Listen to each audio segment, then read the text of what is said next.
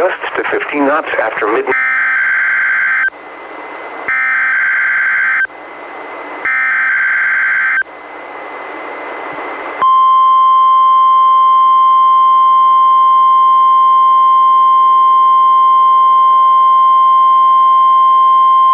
This is the National Weather Service Office in Portland, Oregon. The preceding was a test of NOAA Weather Radio's warning alarm. Tests of these receivers are normally conducted every Wednesday between 11 a.m. and noon. If there is a threat of severe weather on the day of the test, it will be postponed until the following week. This concludes this test. We now return to our regular programming.